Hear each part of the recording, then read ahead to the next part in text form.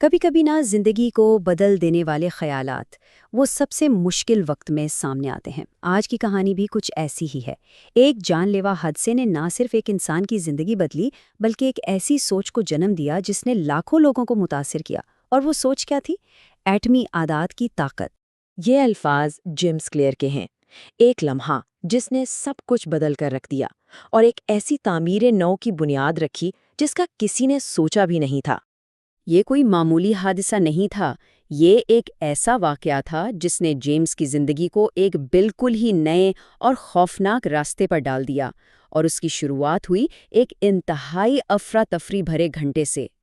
اور پھر سب کچھ اتنی تیزی سے بگڑا کہ یقین کرنا مشکل ہے۔ پہلے میدان میں چوٹ لگی، پھر الجھن کی کیفیت، اور پھر وہ بے ہوش ہو گئے۔ جب تک انہیں مقامی ہسپتال پہنچایا گیا نا، ان کی سانسیں رک چکی تھیں۔ حالت اتنی خراب تھی کہ انہیں فوراً ہیلی کاپٹر سے ایک بڑے ٹراما سینٹر لے جانا پڑا، جہاں ان کی زندگی ایک دھاگے سے لٹکی ہوئی تھی۔ ٹراما سینٹر پہنچ کر جب ڈاکٹرز نے جائزہ لیا تو اصل نقصان کا اندازہ ہوا۔ پتہ چلا کہ ان کی کھوپڑی میں ایک نہیں بلکہ کئی جگہوں پر شدید فریکچرز تھے۔ اور بات صرف اتنی نہیں تھی، وہ ضرب اتنی شدید تھی کہ ان کی دونوں آنکھوں کے حلقے یعنی آئی ساکٹس بھی ٹوٹ چکے تھے۔ لیکن جو سب سے بڑا خطرہ تھا وہ ان کے دماغ کی سوجن تھی۔ وہ اتنی تیزی سے بڑھ رہی تھی کہ ڈاکٹروں کے پاس انہیں بچانے کا صرف ایک ہی راستہ تھا، اور وہ تھا انہیں طبی طور پر کومے میں ڈالنا۔ کومے سے جاگنا کوئی جیت نہیں تھی، بلکہ یہ ایک نئی، لمبی اور مشکل جنگ کا آغاز تھا۔ ایک ایسی جنگ جو بہت آہستہ آہستہ ایک ایک دن کر کے لڑی جانی تھی۔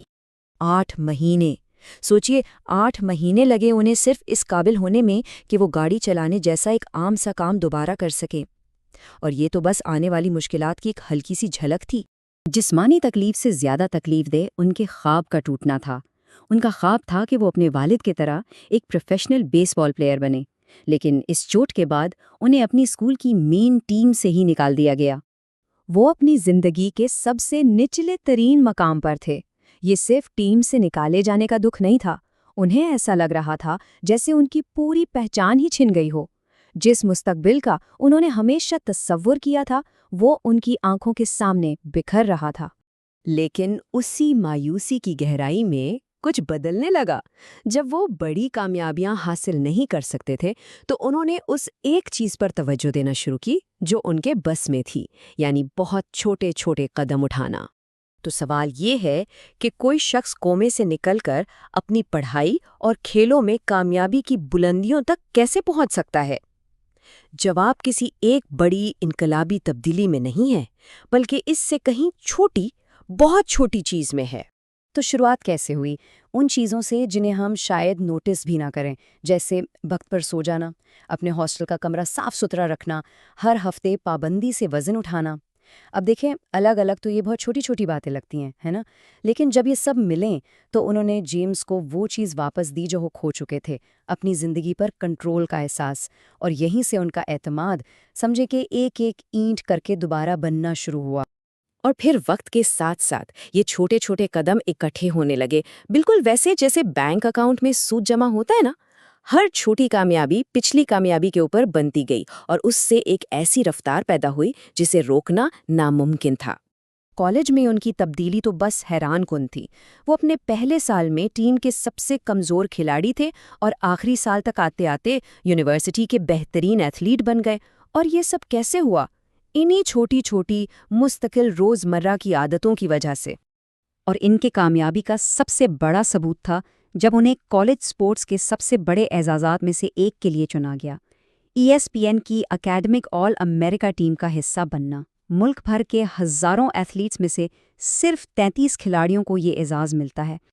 اور یہ کامیابیاں صرف کھیل کے میدان تک ہی نہیں رہیں، انہوں نے روزمرہ بہتری کا وہی فلسفہ اپنی پڑھائی پر بھی لاگو کیا اور یونیورسٹی کے سب سے بڑے تعلیمی اعزاز کے ساتھ گریجویشن کی۔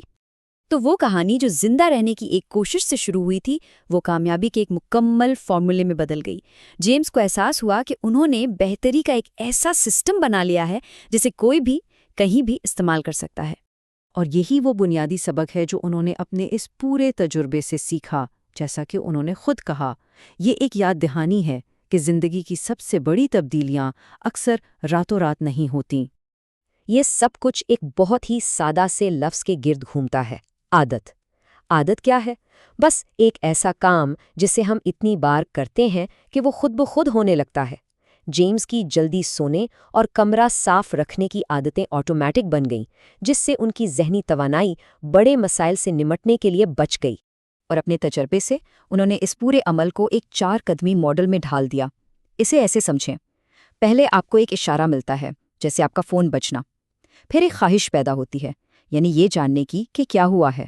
پھر آپ کا رد عمل ہوتا ہے، آپ فون چیک کرتے ہیں، اور آخر میں آپ کو ایک انعام ملتا ہے، آپ کا تجسس ختم ہو جاتا ہے۔ یہی وہ سائیکل ہے جو ہماری ہر عادت کو چلاتا ہے۔ آخر میں جیمز کلیئر کی یہ غیر معمولی کہانی ہمیں ایک سادہ سی حقیقت بتاتی ہے۔ ہماری زندگیوں کا معیار دراصل ہماری عادتوں کے معیار کا ہی عکس ہے۔ موت کے منہ سے نکل کر کامیابی کی چوٹی تک کا ان کا سفر یہ ثابت کرتا ہے کہ زندگی میں بڑی چھلانگیں نہیں بلکہ چھوٹے چھوٹے مستقل قدم ہی یہ طے کرتے ہیں کہ ہم آخر کار کیا بنتے ہیں۔